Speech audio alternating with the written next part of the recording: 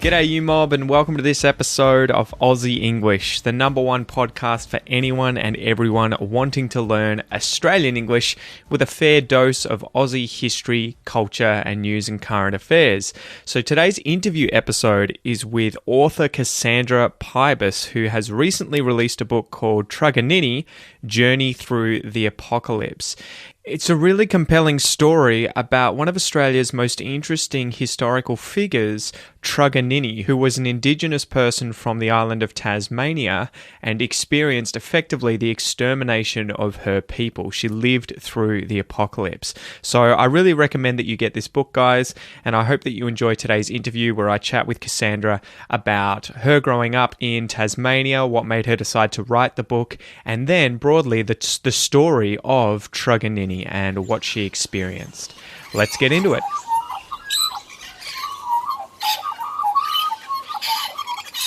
G'day guys, welcome to this episode of Aussie English. Today I have author Cassandra Pybus with us, who is the author of Truganini, Journey Through the Apocalypse. Welcome to the podcast, Cassandra. Oh, I love doing podcasts. So it's not your first time? Oh no. So I just worked my way through Truganini, and I thought to start with, can you tell me about your sort of story, your history growing up in Tasmania, because that's obviously connected to the book? Well, yes, it is, insofar as I grew up in Ngunnawal country, that my family were the original kind of settlers of that part of the world, Bruny Island and just across the channel at Oyster Cove, and that we moved a little further away to a little over the hill from Oyster Cove to what is called Snug and Lower Snug.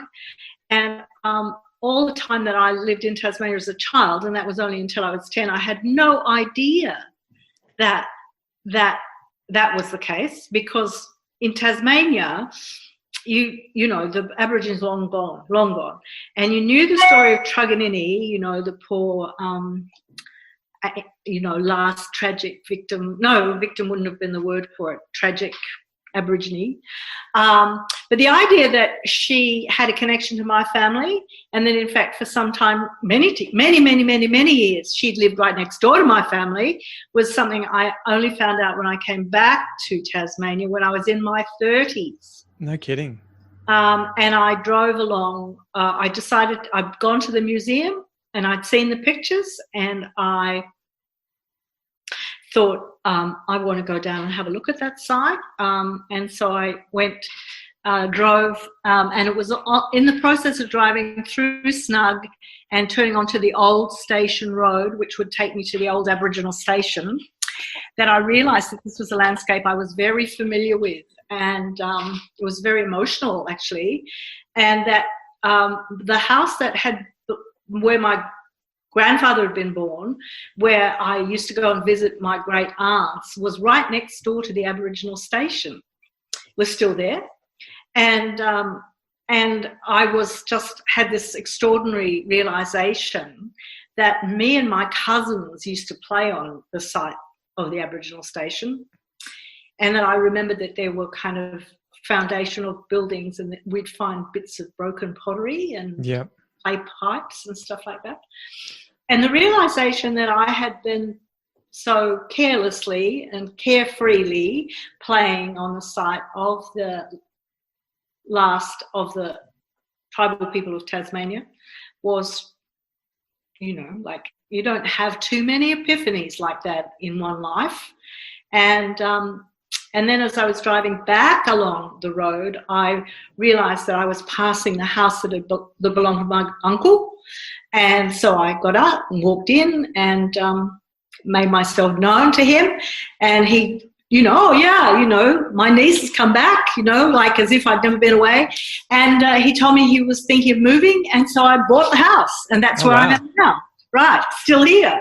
On the old station road, and then set about the task of kind of recovering that story, which was the basis of my first book, Community of Thieves. Incredible. But it's been playing on my mind ever since, that I had to instead of writing about my settler ancestors and their friend George Augustus Robinson as the key kind of drivers of the narrative, which they are in Community of Thieves, although it's still very much focused on the Tasmanians, I wanted to burrow down into the story of this woman who has been sort of my companion in a way ever since I moved back here. I've been very conscious of her. This is her country, and my family lived on her land. They, in fact, were the people who got the land grant of her country. And I'd been waiting and waiting and waiting for someone else to write about Truganini, and they didn't. And so I thought, well, I better go for it. It was very difficult. It's been a difficult project. It's difficult because the source material is so problematic, and it's difficult because it's a fine line to tread, really. Yeah. I can't attempt to get inside her head and speculate about what she feels or how the apocalypse is really affecting her. That's not something that I can do. She didn't keep a diary. She didn't write letters. You know, I've got very little material, and so it's an attempt to try and make. I'm really mostly looking through the eyes of one man in particular and a couple of other men who wrote down things about her. And so it's an attempt to kind of turn the lens around from them so that I'm trying to get a sense of what she was seeing, what she was doing. It seems to be pretty difficult, right? Because a lot of the source material back then was obviously written by colonizers or by the Europeans that had settled Australia and come over here. And so that the hardest part is that you have to kind of take it with a grain of salt, right? You don't know if it reflects the true events as they happened objectively. Well, you know they don't. Yeah. But the interesting thing about George Augustus Robinson, who is the major source, is that he is an early ethnographer. He wouldn't have known that was what he was doing. But you know, he is a true ethnographer. At least in his early journals, he's writing everything down because he's fascinated by these people. He's really in awe of them. He deeply cares about them. He's not just exploiting them, although of course he is exploiting them. He's not just exploiting them, and so he's paying careful attention. And so, insofar as we know a bit about the First Nations of Tasmania, it is largely down to George Augustus Robinson that we do. And insofar as we know anything much about Truganini that isn't just fantasy and mythology, it's down to George Augustus Robinson.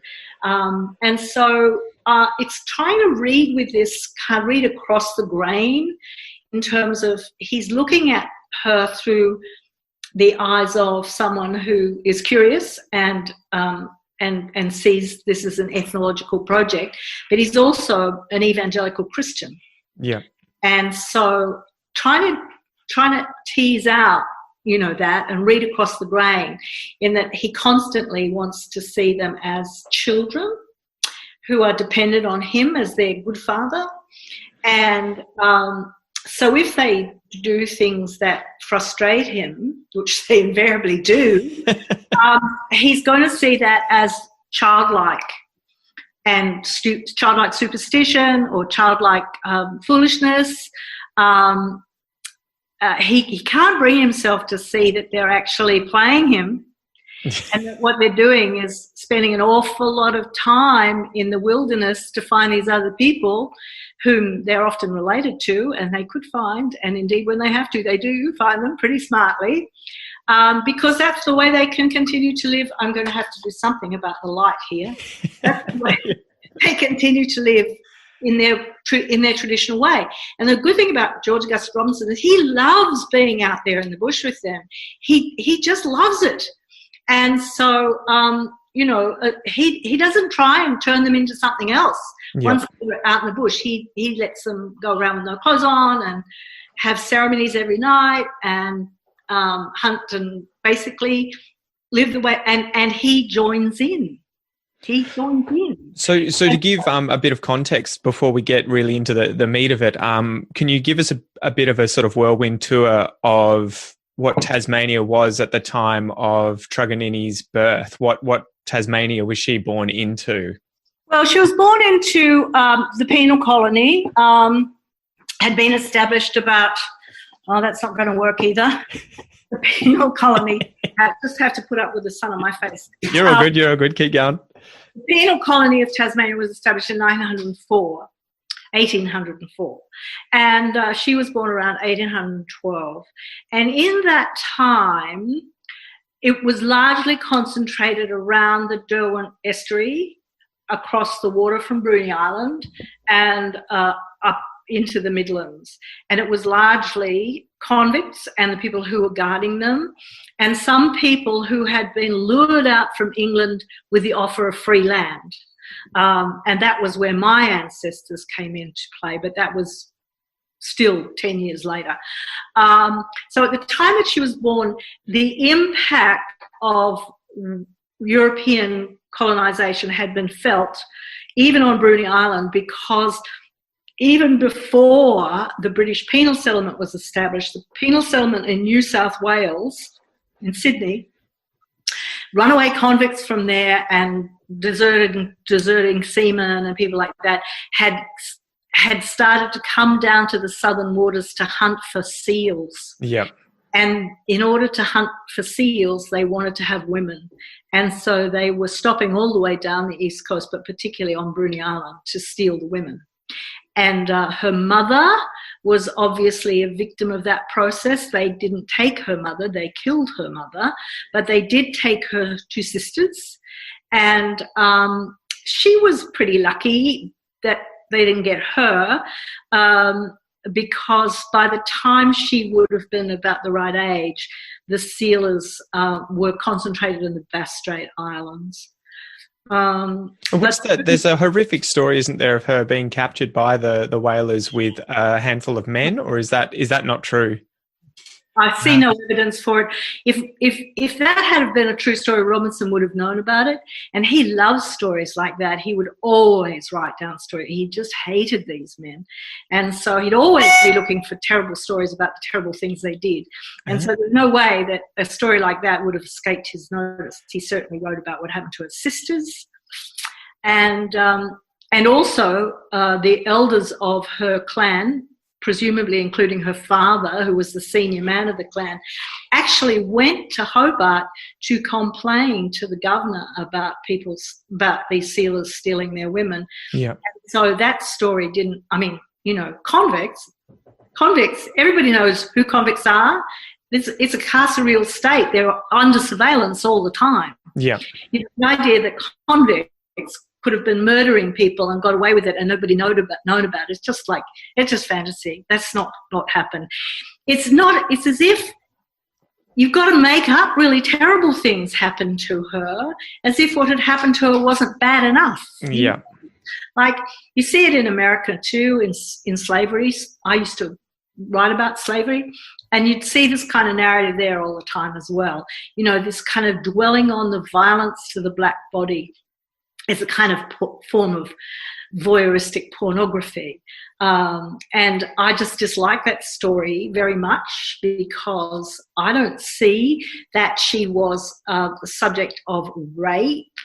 I see that she was engaging in a transactional sexual relationship with transient sealers and whalers on Bruny Island and woodcutters, which was preferable, as it turns out, to the kind of charity that she was being offered by George Augustus Robinson. He could never get over the fact that she preferred to be with these whalers who would come seasonally to hunt the whales, with him who would look after her and give a close.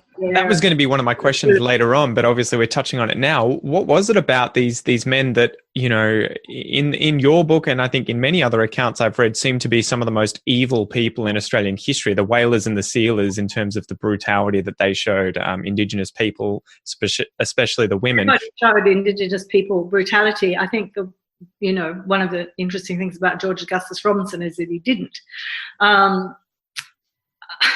But that's what I mean. Like, why did she then go to? Was it a form of Stockholm Syndrome, or was it? I think that it could very well have been, but it was a way of knowing that she had some power in that relationship, and that she had some agency in that relationship that she didn't have if she was just going to, hang on the, father. He made a call him father, the good father who would be, who really disapproved of her being naked and always wanted to dress her in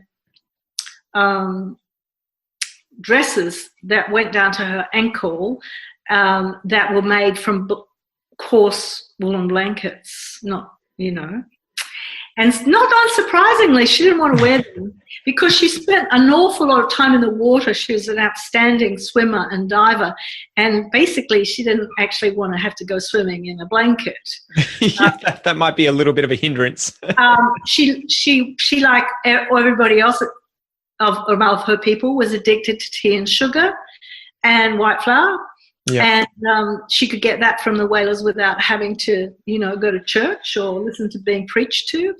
And it isn't necessarily the case that the transaction was any more brutal than any other kind of transaction she might have been having.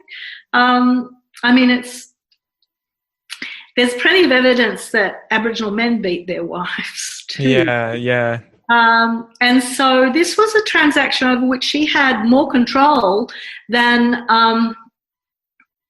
she certainly would have, being dependent on the government's goodwill.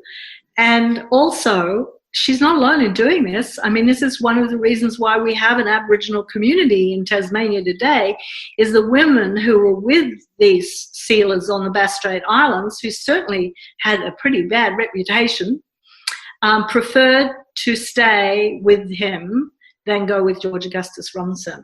Yeah, it's an opportunity, they would go back to them. Do you think that part cannot escape from?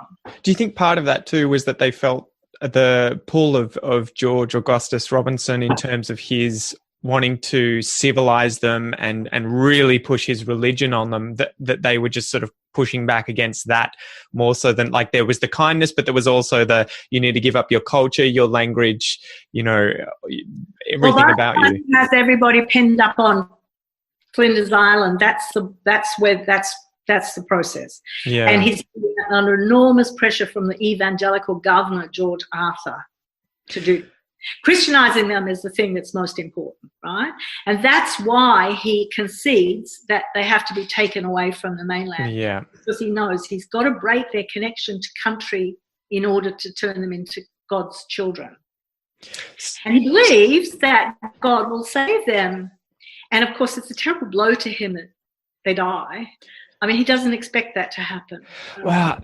Yeah, that felt like, I really thought of the road to hell is paved with good intentions, right? So the whole time, if you want to tell the story a bit about, Robinson had a sort of agreement with the government, right, to round up as many Indigenous people as possible and take them off to Flinders Island, because they were trying to remove them from the land because they were bringing land values down, right? Well, because they would come on to, for example, my family's property on Bruny Island. For the brief time before they all died of influenza, except for Truganini and Mulready, they would wander across my family's land.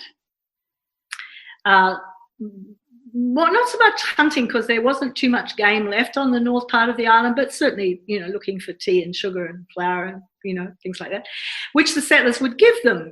Again, my family saw themselves as being kind and thoughtful when they came onto their land. But if they had have tried spearing a sheep because they were hungry, they would have shot them. End of story. Yeah. And they would have been perfectly justified in doing so, because it was their property. And so that was the problem. The problem was, you get them off our land or we'll kill them, we'll poison them, we'll shoot them. Now, Robinson was very aware that was the prevailing notion Yeah. I'm not saying that my family would have done that, because they were never pushed to that point. Basically, the Indigenous people had all but gone by the time they arrived, and then within months they'd all gone. But in other parts of Tasmania, they would have what was that was the period known as the Black War, where the First Nations people were fighting back, because if they did spear a sheep, they would be shot, and they wouldn't be just one person would be shot. They would hunt them down at their camps and shoot the lot. And so the governor, wishing this not to continue to happen, because white people were being speared too and killed, wanted to move them out of the settled districts. Now, that meant sort of getting them into onto the west coast and into the northwest corner, and the settlers weren't going to have that. They didn't want them there at all. Yeah. The idea was, this is ours.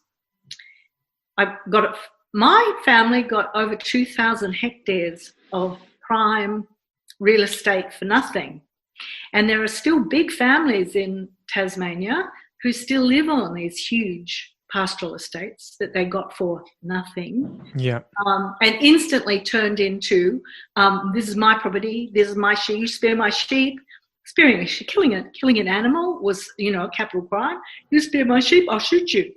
Was that the same for non-Indigenous people? Was that the same for non-Indigenous people too? If they had come onto your property and destroyed your animals or any of your property, you'd shoot them too, or at least? Well, probably wouldn't shoot them. You'd probably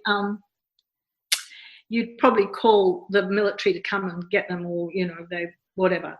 But basically, if you were to look at the criminal record of the day, you would find there would be kind of emancipated convicts and runaway convicts, so-called bushrangers, who would be tried for capital offences of stock. Yeah. Far out. And so Robinson ends up... What a nice time. I know. Well, that's it. It seems like one of these horrifying times, which is obviously why you've titled the book, Journey Through the Apocalypse, because she's gone from one side of growing up in almost, the environment that it would have been prior to colonization, to the complete opposite end of it, right? Parts, with the part of where she's born on with Research Bay, which is part of Benoni country on the other side of the Don Trocastro Channel, and the southern island of Bruni, which was never settled until quite late in the 19th century, except for the sealers, the whalers who would come there to Adventure Bay every whaling season. She was still, until she was in her late teens, she was still able to live a pretty traditional life. Yep. And there was still enough of her clan to have, the sort of key family members around her and stuff like that. But then there was an influenza epidemic that hit. There probably had been several epidemics before. It's a great time to be talking about this now, because people are beginning to understand what viruses do. Yeah. If you've never encountered them before. And so there were a number of viruses, but the influenza, the flu virus, seemed to be the one that did the most damage. And so they would just go through the clans just the way COVID is going through people who have no access to any kind of protection or medical help or anything. Well, that seems to be one of the tragic things, right? After colonization, a lot of the Indigenous people probably never saw any Westerners before they were dropping dead of their diseases, because it was just traveling so fast through the populations. And smallpox did the same thing in the United States to the Native American population. So that by the time white adventurers got across the plains, they found the Indian villages were just completely deserted, and everybody had died. Yeah. And now the interesting thing is that on the west coast, where Robinson goes with the people, with Truganini and Muridi and some other clansmen who've been kind of captured during the Black War, the people there are still not affected by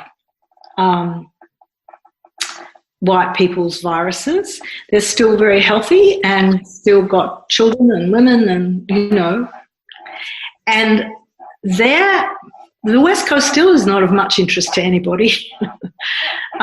They could have why been is allowed, that? oh, it's just so inhospitable. And you couldn't possibly farm there. And so it's only really been of interest to people for mining mineral. Yep. Of course, and even that, and that didn't happen until well into the 19th century. And so you could have blocked it off. You could have said, the West Coast is out of bounds. Yeah. But that wasn't the choice that Robinson made, because after a few years of doing this, walking around Tasmania, persuading the remaining clans that they should trust him and believe in him and he'd look after them, that he would be so greatly rewarded for being able to say there's none of this vermin left. There's none of these none of these pests are still on the island of Tasmania. I got rid of them all. So that's really how the government would have seen it at the time, of just, we need to get rid of this. Not the governor, because the governor, as I said, had a kind of particularly Christian, evangelical Christian bent. But it was common talk in the newspapers amongst the settlers that these savages were just vermin. And the word that they used to talk about what they should do was extirpation, old-fashioned word, but it means exterminate completely. And it is, in the 19th century, it was used to talk about getting rid of wolves or rats. It sounds like something that Hitler would have used to talk about the Jews, right? Well, that's the territory we're in. Yeah, absolutely. Yeah. And if Australians fool themselves absolutely and completely if they think otherwise. That was the territory we were in. We get rid of them. Now, how you got rid of them, well, out of sight is out of mind. But certainly, as long as they were on the mainland of Tasmania, on the island, you would get rid of them by whatever means. What was the motivation or drive to get rid of them in a peaceful way in the end? I mean, because, they'd had the Black War raging. The colonial office would come down on them like a ton of bricks, because they understood, these are colonial officials in charge of this. The settlers, they would have killed them. Yeah.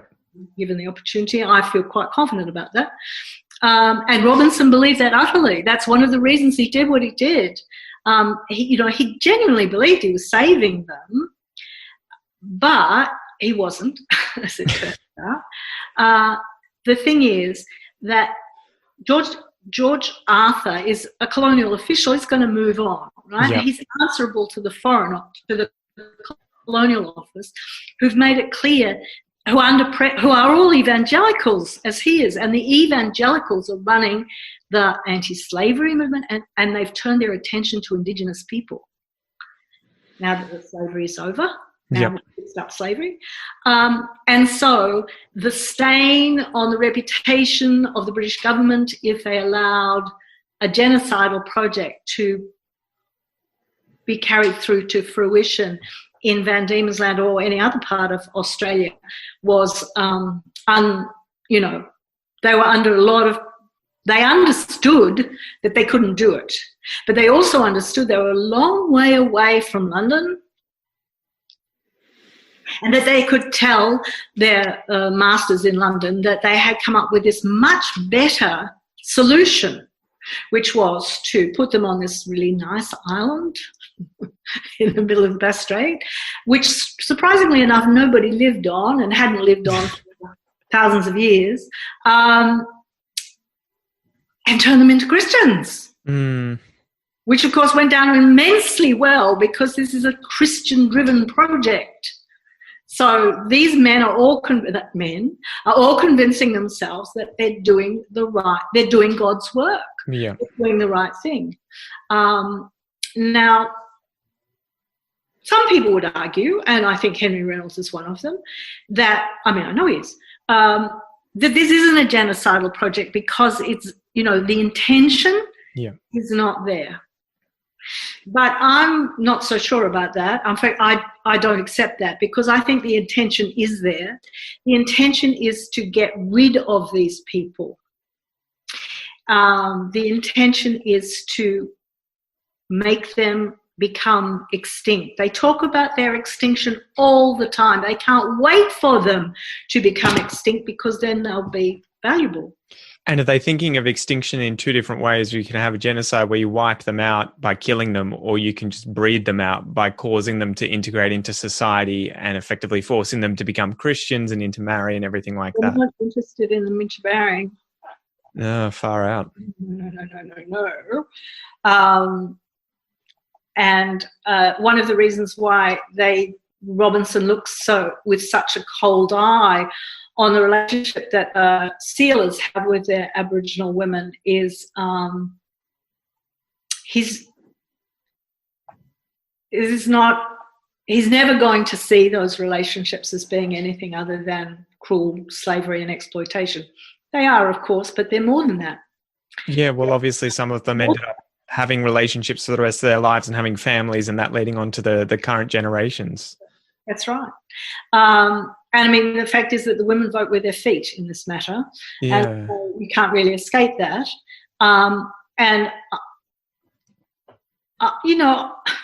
He's talking about these about to become extinct people, even before he goes to Flinders Island. This is about the time that he can see that his journals are going to be made into a book that will be read throughout the empire as an account of the extinct people of Tasmania. And why is that important? Because these people are seen to be unique. So a book about the extinct, unique race of people. That's the hardest. Between Neanderthal men and humans, or whatever other fantasy they had about them. But don't you worry, he's starting in his journal to talk about the about to become extinct people. So at what point did they think they weren't going to become extinct? I don't think they ever did. It was a matter of maybe they can just die. You see it in the writing of the colonial officials in South Africa during the Boer War, in terms of the Boers in their concentration camps. You just let disease run through them, you let them die of illness and starvation and disease. Yeah. Well, that was one of the most difficult. And we won't be accused of genocide. Well, that was one of the most difficult things to swallow. So I guess a bit more background, that there was the Black Line, right? Can you tell us a bit about the Black Line, and then how Robinson ended up kind of using that to show his worth? It was a crazy idea. As Robinson pointed out, and at least one newspaper editor, but otherwise everybody was really enthusiastic about it. And it was this idea that every able-bodied man, be they convicts, members of the military, or settlers, armed, of course, as everybody was, would form this pincer movement, moving from the north-south and from the south-north, and driving the remaining Aboriginal people between them, and then forcing them onto the peninsula where Port Arthur now is. And then what would you do with them then? Well, then you would put them in a ship and take them away somewhere. But of course it was pointed out to them, these are people who've lived on this island they didn't know they'd lived there for 40,000 years, but let's say they'd been there for a long time. Yeah. And that they moved over it, they were nomadic people.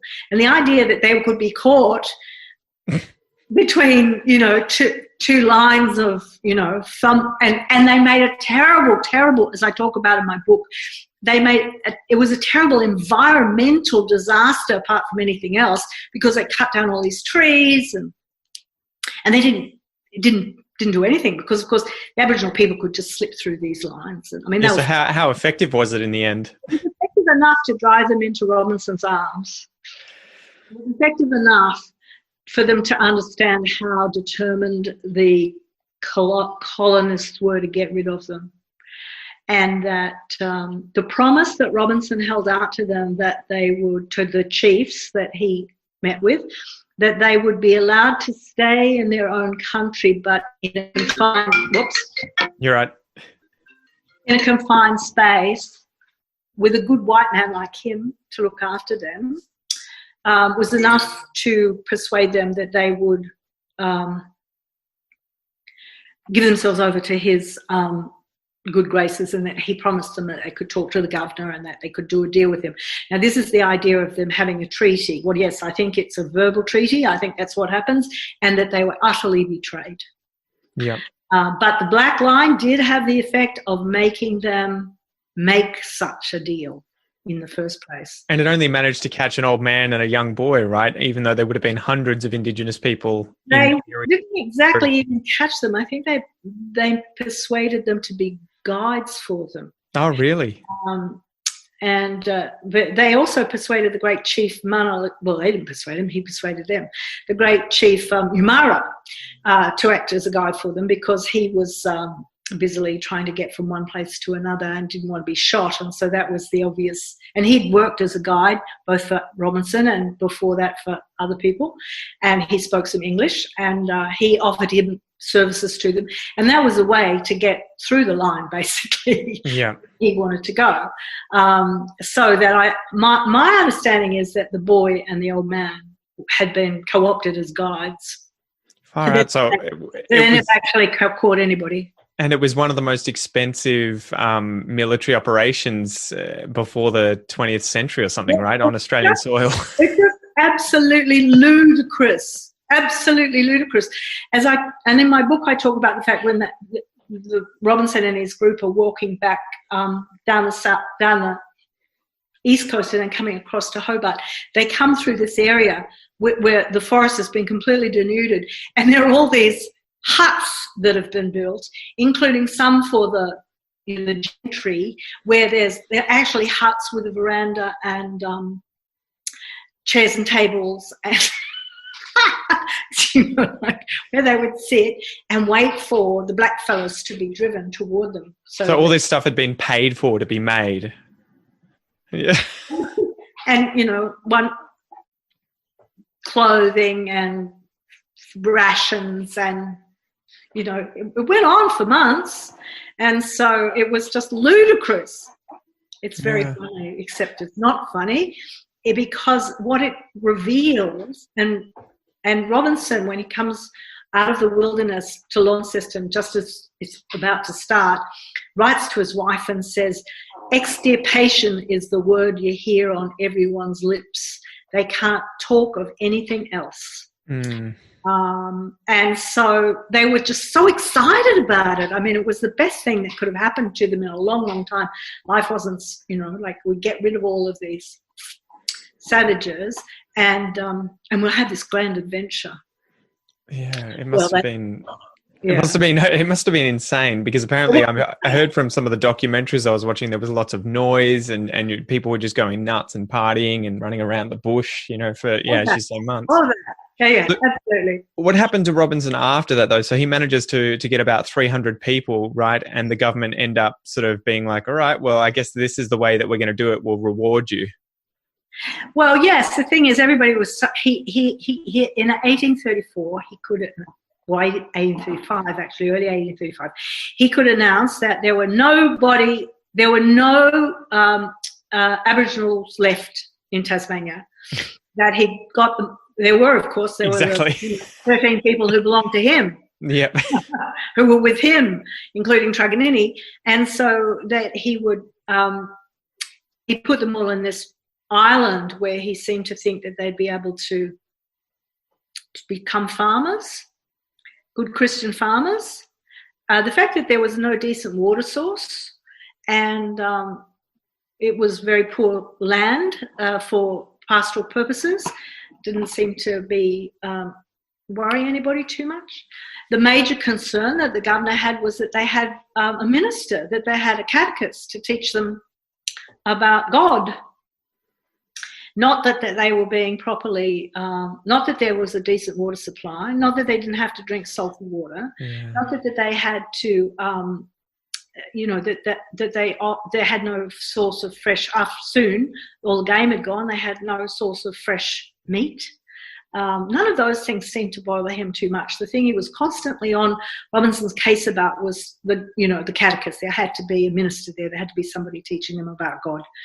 And that the children had to be taken away and sent to school in Hobart so they could be properly Christianized without the heathen influence of their parents. So was that the very beginnings of the stolen generation, effectively? Although, yeah. And no, it wasn't. You could say that happened with Lachlan Macquarie and the Aboriginal establishment in Sydney. It goes along with colonization everywhere, actually taking the children away. Yeah. It's just the easiest way of effectively bringing them in. And of course, you can tell yourself that you're doing it because we want to help them. The group of them is to make them Christians. Because why? God will look after them, or when they die, they'll go to heaven. Well, I found that really hard to battle with, and especially especially in light of recent events in America that's come over into Australia. I've had a lot of conversations with people, and it seems that Christianity is never anything that the Indigenous population nor the European and immigrant population of Australia ever really hold responsible for having a big part in decimating Indigenous culture. That's because they became Christians. Yeah, and that's the weird... 100%. It's a bit of a conundrum, actually, but a lot of the First Nations people in Australia are committed Christians. Yeah. And have been for generations. Well, and I think it's the same for the Polynesians, right, as well. Absolutely, and Native Americans. And so, and slaves also, by the way. Yeah. And so I know more about this because I thought about it in terms of 18th century, early 19th century slavery. There is, of course, stories in the Old Testament which are very appealing to slaves about how God led the Israelites out of slavery. Yeah. But it's more problematic in relation to Indigenous people. But missionaries, and Robinson as an early missionary is this, fits this mold. Missionaries did try to protect Aboriginal people. And not all mission stations were concentration camps. And that, the comfort could be found in church ritual. Singing is something that the Tasmanians took to. They like to sing hymns. I don't think there's any evidence that there's evidence that the children grew into a Christian faith, but there's no evidence that any of the adults really took on Christianity in any serious way. But they did like to sing. And because they weren't allowed to sing their own songs, of course, they weren't allowed to have corroborees or anything like that. They did in secret, but they weren't. Well, and that seemed to be one of the most pathological things. It was kind of like, look, we're going to save you and, make you Christian, but you can't speak your own language. You can't do any of your rituals that you used to do. And it's like, guys, like I felt for the Indigenous people, it's like, don't do it. Don't do it. Well, you see, this is a 20th century or 21st century point of view. For mid-century, mid-19th century evangelical, this is all the work of the devil. All this, these are the devil's children. Somehow the devil controls them. When there was an interesting... Whatever they might use, whatever they might say about, their spiritual world and the forces within it, it's the work of the devil. Well, he played off that, right? Because they had their own equivalent of the devil that he learnt about. He never fully understood, and it's very hard for us to understand what their spirituality, because we can only see what he has told us about it. But certainly he's not alone in this. This just goes with the territory. This is how they see it. They see Indigenous people as being sunk in savagery and evil, because the world is divided between God and the devil, and so these are the devil's children, and so they're saving them from the devil, and so you can't allow them to engage in the devil's routines and the devil's rituals. Doesn't make sense to us. Yes, yeah, but that's the state of mind, at least at the time. It's a profoundly cruel thing to do, to deny people in duress, in terrible, terrible circumstances, their capacity to practice their spiritual, cultural practices is shockingly awful thing to do, but they didn't see it that way.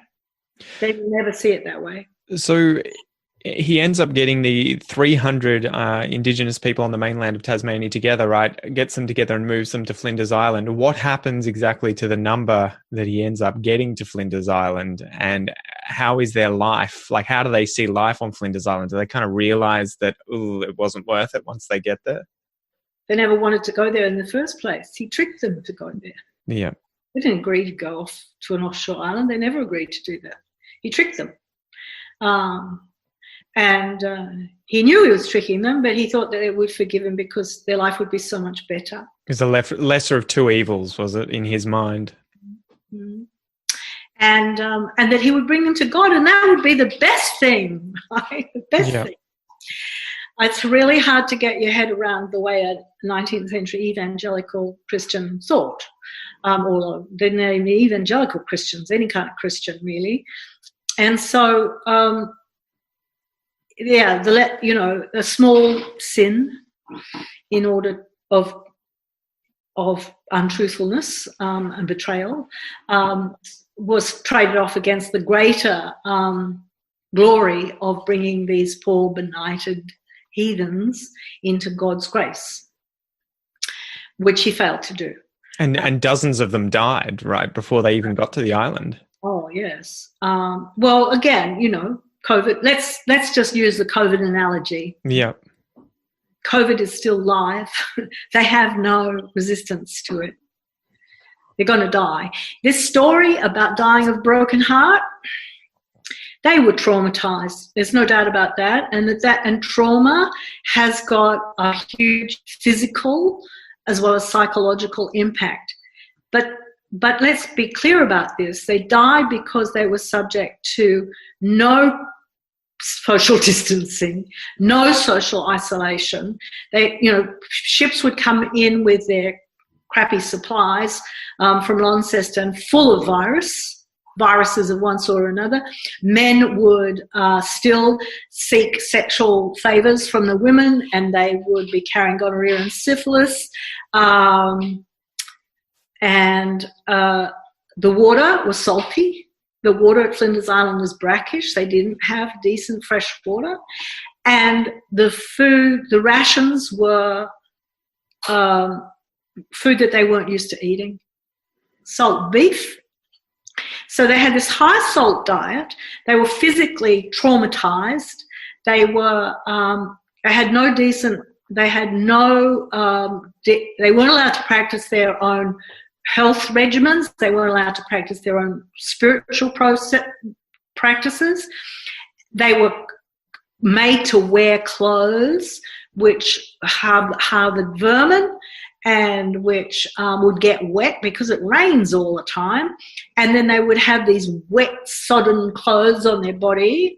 And so, not surprisingly, they get sick and die all the time. Yeah. And so it was very convenient also for later generations to talk about how they died of broken heart. Now, you wouldn't actually say that about people who were, for example, in the concentration camps that the Boers set out either for Native Americans. You wouldn't say that about the Sioux, and you wouldn't say that about the Boers, and it's no point in saying it about the Tasmanians either. Yes, they were very traumatized. They wanted to go back to their own country, but they didn't die of homesickness. Truganini kind of shows the amount of strength that they had, right? Because that's what is so interesting. It's not because of this notion about her being the last, because she's not, and that is no interest to me. What is interesting to me is here is someone who negotiates her way through this appalling set of circumstances to live a long life. She dies when she's nearly 70. That's amazing for a 19th century woman. Let alone an Indigenous woman. Yeah. And she shows that adaptation, it was possible. She shows that, given the right she lived in her own country for the bulk of her life. Something that people don't quite understand, but that the Aboriginal station at Oyster Cove was her country. Yeah. And almost daily she'd go across to Bruny Island, which was absolutely her country. And so that she's got that. She's been able to develop good relationships with the settler class. And she never loses her sense of who she is, her sense of what her spiritual beliefs are. And she goes out on these big, long hunting expeditions right almost to the end of her life. Yep. She's still living as much as she can a traditional life, and she isn't a Christian. Before we get into that, I remember reading the quote from Robinson. I think he said, "Better they die here, where they're kindly treated, than shot inhumanely and destroyed by the depraved section of white community." Was that the section of the white community? They're the only ones doing it. You understand? Wouldn't be coming from the governor or anything like that. Well, that's what I was wondering. When reading that, did you see that? Did you feel like it was almost a worse end for many of them, because it seemed like it entailed so much more suffering ultimately of being, taken out of your country, having effectively your culture and language erased, being moved around, watching all of your friends and family die of illnesses? Well, this is certainly how I feel about the people from the West Coast who did die, very suddenly and very severely, and didn't get the chance to negotiate another kind of path the way the people who were with Robinson did. It was all very sudden for them. And the counterfactual here is not helpful. The issue is that the colonizing process was toxic to Indigenous people in Australia. I think we all agree about that. It was particularly bad. It was particularly tragically awful in Tasmania, because Tasmania was an island. They were so much more isolated, right? Well, you could clear them. You could round them up and take them away. Yeah. It would be, you could just keep driving them to the edges everywhere else. When Truganini goes to Victoria with Robinson, it's quite apparent that the situation there is much worse than it was in Tasmania for the Indigenous people. But they are able to drive them further and further and further out, where, of course, massacres aren't getting too much attention. So before we get into that, what happened there? They were on Flinders Island. We had a lot of people dying. He wanted to get off Flinders Island as fast as he could. He realised, right? He wanted to be the person who was responsible for the demise of that. It was one thing to write a book about it and get famous for it, but he didn't want oversee it. The person who made it happen. And so he lobbied to get this job in what was then known as New Holland, which was the rest of Australia that wasn't New South Wales. And so this new settlement that John Batman and other Tasmanians had established on freaking Faulkner, right? God damn it, Faulkner. Yeah, it's quite funny. He lobbied the governor, who lobbied the British government to make this appointment as the protector of Aborigines. Now, do you think he realised the irony there? Well, no, that's how he sees himself. So this is coming from London, yes? And so you know how well that would have been received and how much lip service they were prepared to give it. And so, of course, Port Phillip was largely full of Tasmanian settlers who'd gone across to the Bass Strait. And I didn't realise that until reading up on it, that you guys colonised us, right? Like, we're Tasmanians. Like, I live in Melbourne. So a lot of people from England, lots and lots of people came from England and Scotland, a lot of people from Scotland, as you know.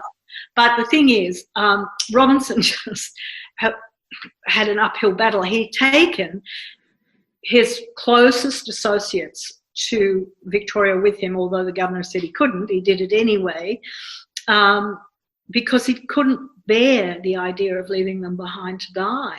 Well, this was the weird thing. I kept seeing Robinson. I'm like, is he good? Is he bad? But Oh, then, yes, of course, that's the issue, isn't it? yeah, and in At the this same time. situation, he was allowed to bring over a handful of servants or something. He brings over 14 of them. And I think the four of them were ready.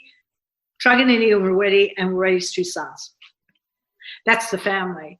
But of course, he brings all the others as well. Yeah. And then he has this long battle with the colonial authorities who won't pay for them, who won't feed them.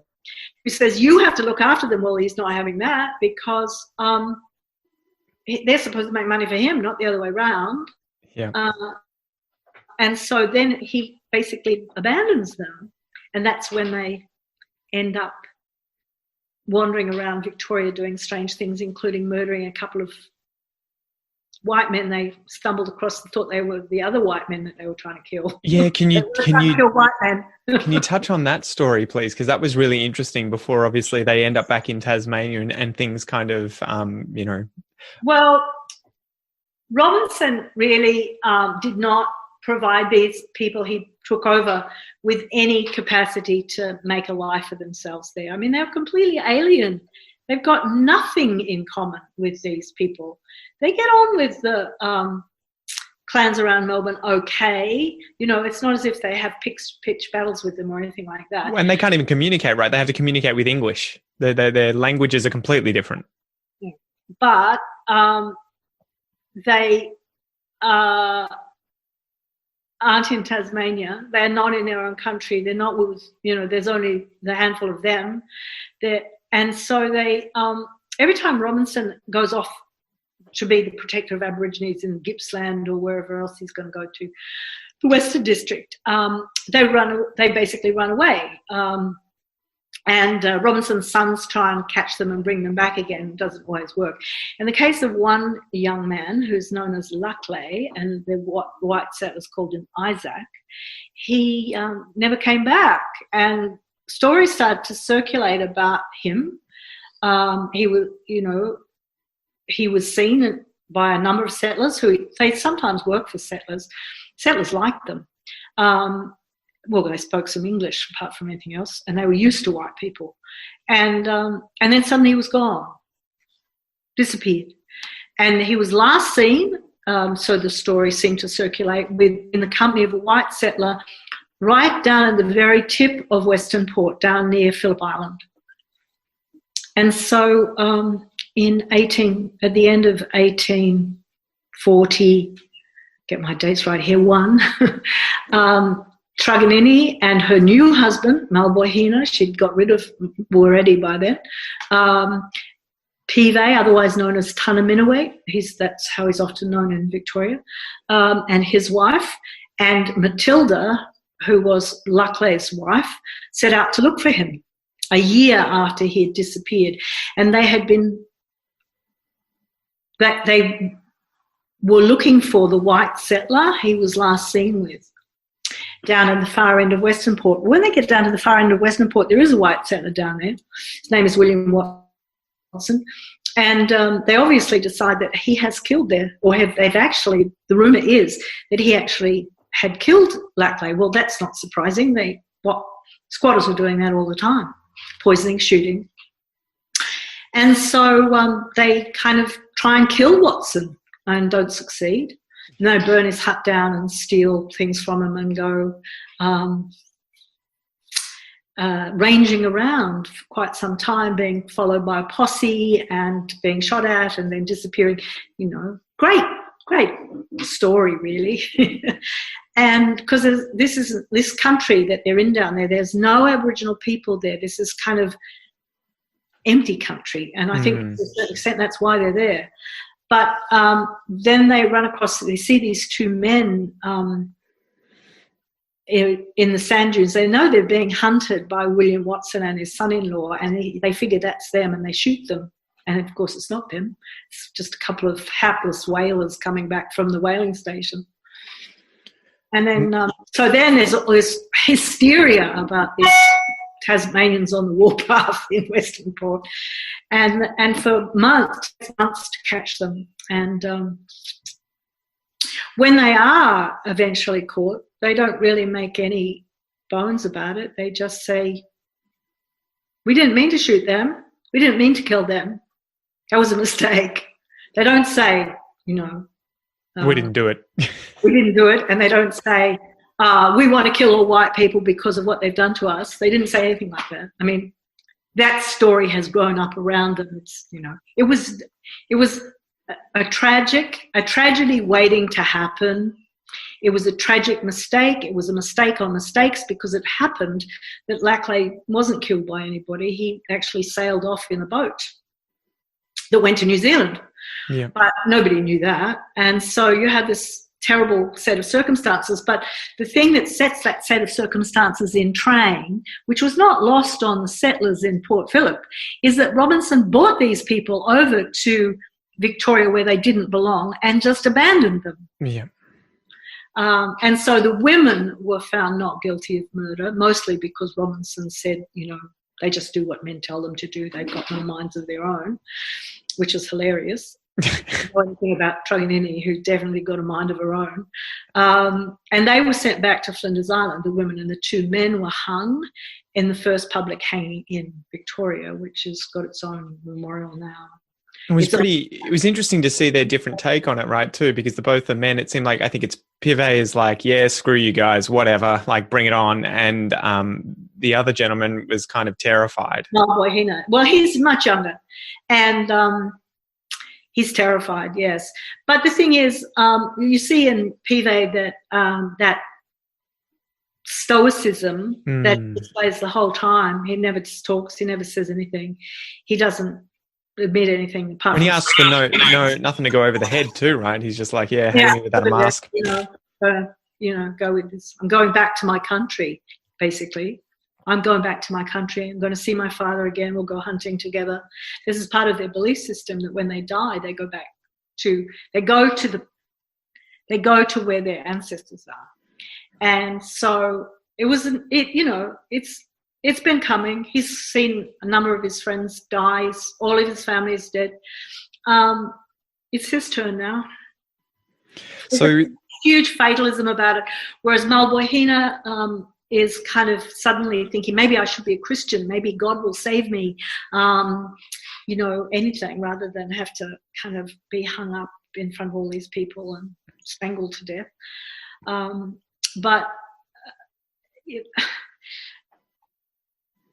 How do you think Robinson went through that period as well? It's very tragic. It's tragic because they're wonderful young men, both of them. And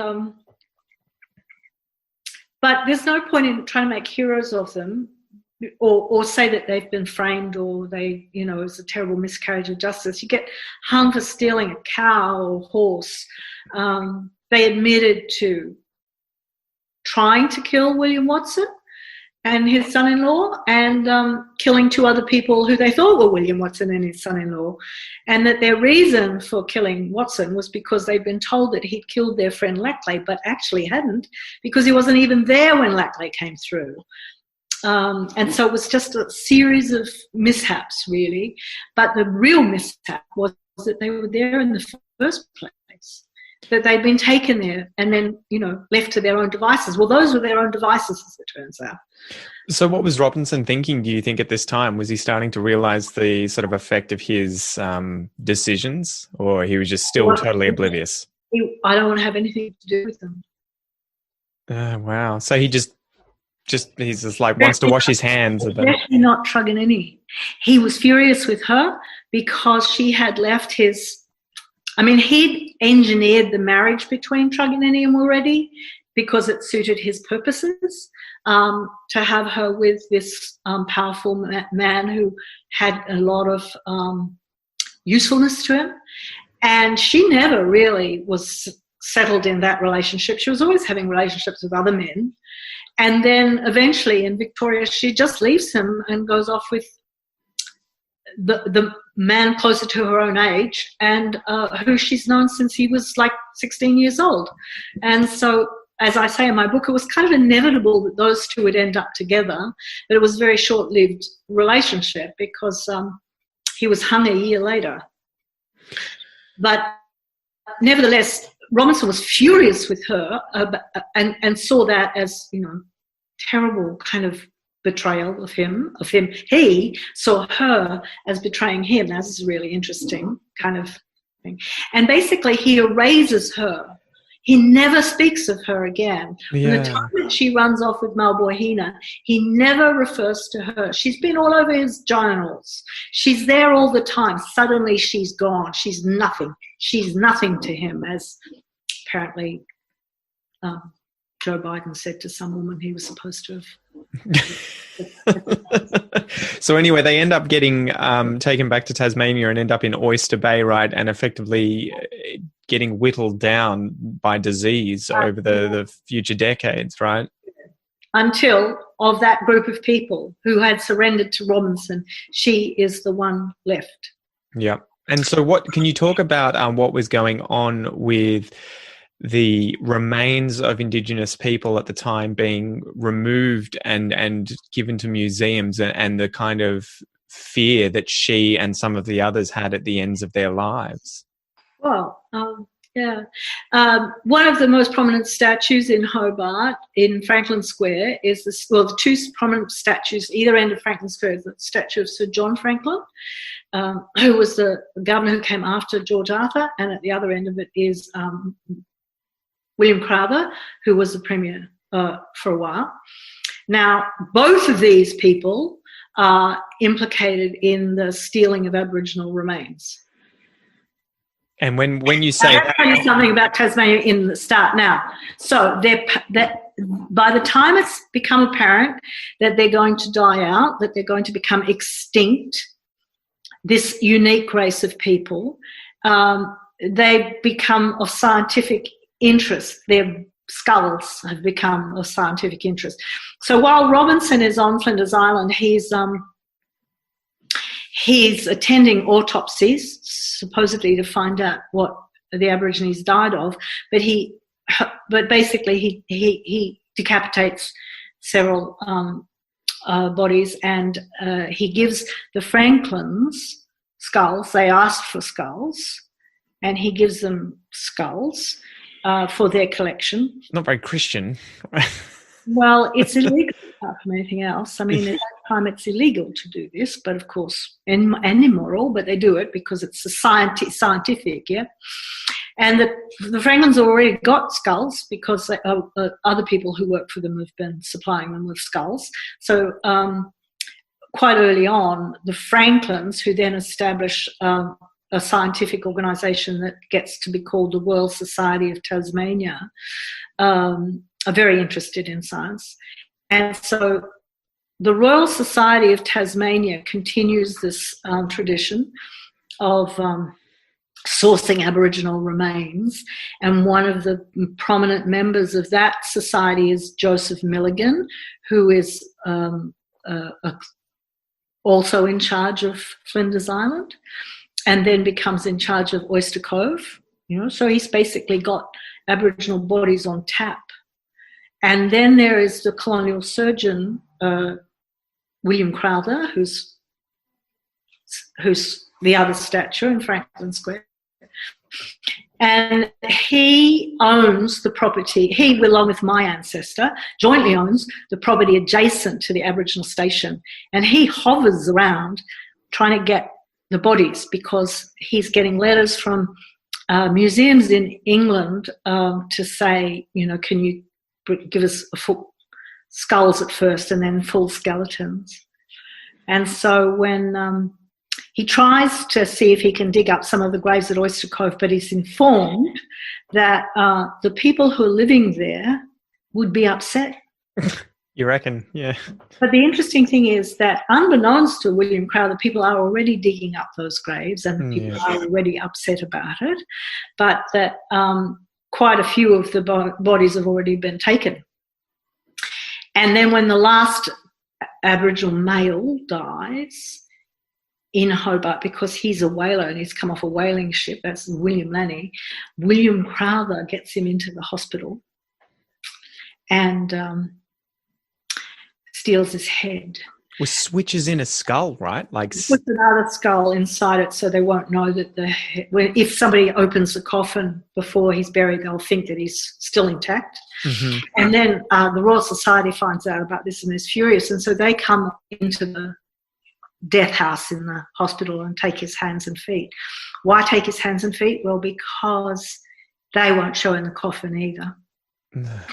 And then there's the captain of the whaling ship pays for quite a big funeral, and there's a proper funeral, and they do take the lid off the coffin, and they do look, and he looks to be intact, and they put him in the ground, and then they come back later that night and dig him up and take him back to the hospital and boil down the bones and take the rest of the body. But they never manage to, that's the Royal Society, they don't manage to get their hands on the head. Because this struggle goes on for ages to try and find William Laney's head. I could keep on, from then on, everybody. It happens to everybody. From then on. I mean, people don't understand that. And this is being done not by, these lower ex-convicts. This is being done by governors. Franklin, Denison, Duquesne, they've all got skulls. By the colonial surgeons, they've all got skull collections. By the two men who were charged with looking after the Aboriginal people, Joseph Milligan and George Augustus, they go back to England with large skull collections. I just can't imagine what would have been going through Truganini's mind, right, at the time, knowing that these people who are apparently taking care of you, and they're effectively vultures hovering over you, waiting for you to die to steal parts of your body. Recorded as saying to somebody, I don't often believe things that she was recorded as saying years after she died, but this man did have a close relationship with her because he used to row her across to Bruny Island. He was the minister at at the settlement of Oyster Cove, as opposed to the Aboriginal station. Was this the guy she was hunting with and going on expeditions with? Yeah. He used to take her hunting and fishing and things. And she's out in the boat with him, and she makes him stop in the middle of the Doncaster Channel, and she says, it's not long after William Laney's died, and she wouldn't have known about what had happened to the William Laney's body because it hadn't become public really? a bit later. He seems to think this is within days, if not the day after William Laney died. But certainly she says, they're all dead now and I'm the only one left. And the people in Hobart have got their heads, not heads. And now they want my head. And when I die, you have to bury me here. Promise me it's the deepest place. Bury me here. Promise me. Promise me. And what happened?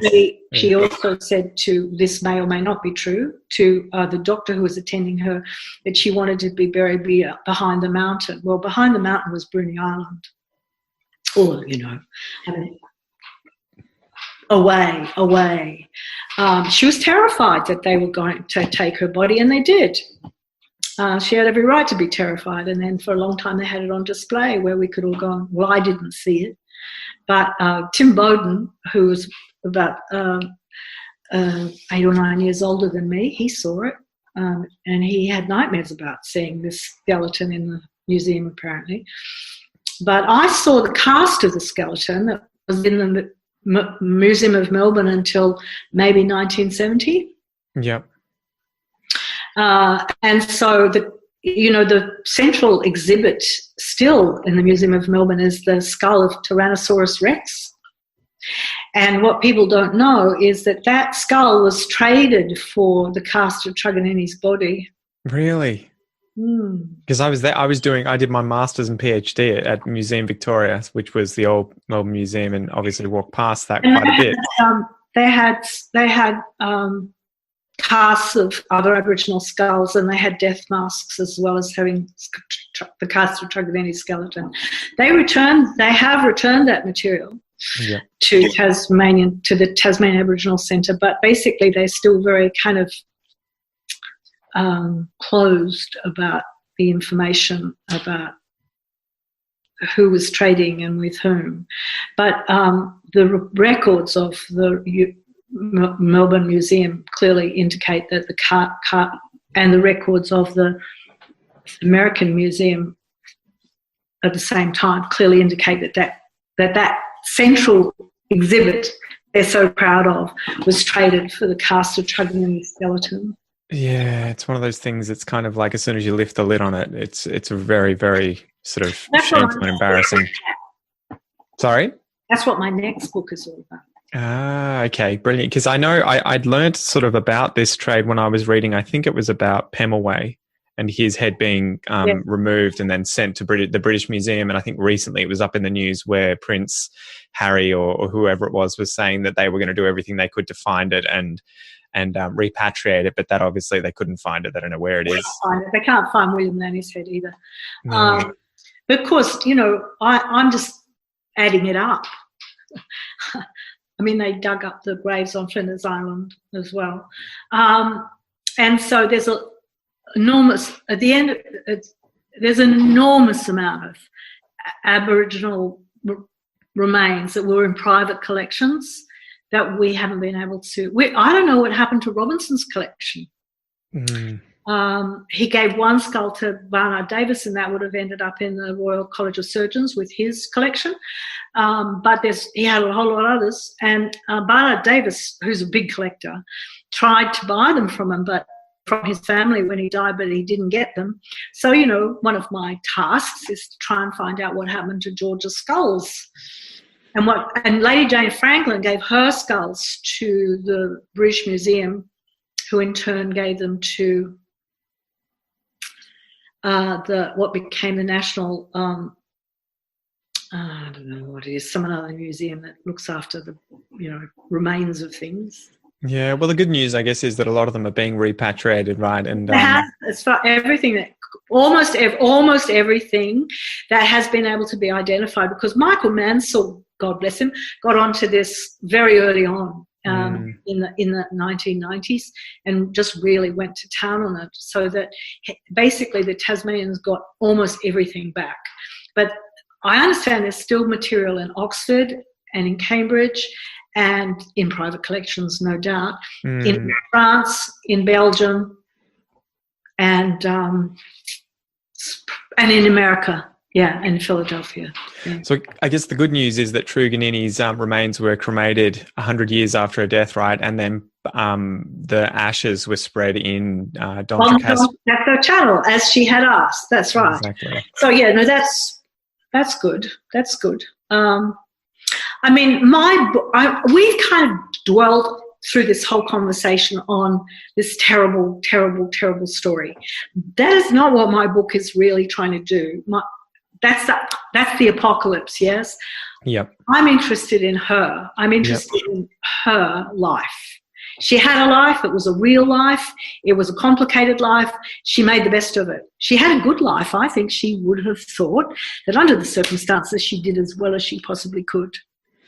And she's very admirable. And the idea of seeing her as a tragic victim is to completely understand her. That was sort of my last question, I guess, to finish up. It was kind of like, what can Australian people, whether Indigenous or not, learn from the story of Truganini and the kind of person that she really was? Well, I think that we have to value First Nations people. We have to value them for being the First Nations people of this country, the first people of this country. We have to value what they value. We have to value what they believe. We have to see how important they are to us, and not try and turn them into being like us and saying, well, you're just Australians like we are. And that, you can't have any special privileges like, being recognised as the first Australians. And that we should listen to them when they say, this is important to me, this is important to us. It is important that that our strong connection to this country is recognised and respected. Not good to ask, is it? That's it. I think you nailed it. I did really enjoy the book, and I was really amazed at seeing just how much of a strong figure she was in such a time of tragedy, but that she kind of did take the, how would you say, the cart by the reins and seemed to be in control up until the very end. Right up until the very end. I know, it's great, isn't it? Yeah, she's terrific. She's terrific. I really wish I knew more about her, and I'd love to see. I'd love to see a kind of film about her, where an Indigenous creator could take the step that I didn't feel that I could take into making her, inhabiting her. You know, an Indigenous actress. And an Indigenous writer and filmmaker could do a wonderful thing with this story, I think. Definitely. So, where can people find out more about Truganini and the journey through the apocalypse? In the bookshop. Yeah. Any good bookshop near you, right? Any good book? Yes, I think so. It seems to be selling very well. It seems to have a big distribution. A lot of even small bookshops have it. So it should be easy enough to get, yes. Would people overseas be able to get their hands on it very easily too? Yeah, well, you can get it through, it's going to be released in America through Amazon, I think. Okay, brilliant, yeah. This year. But you know how it goes with books. You can always get books these days. You can certainly get an ebook edition of it if you're overseas. Anyway, Cassandra Pybus, thank you so much for giving me so much of your time today. It was fun. Right. I enjoyed it. Thank you. I appreciate it. Cheers. Bye.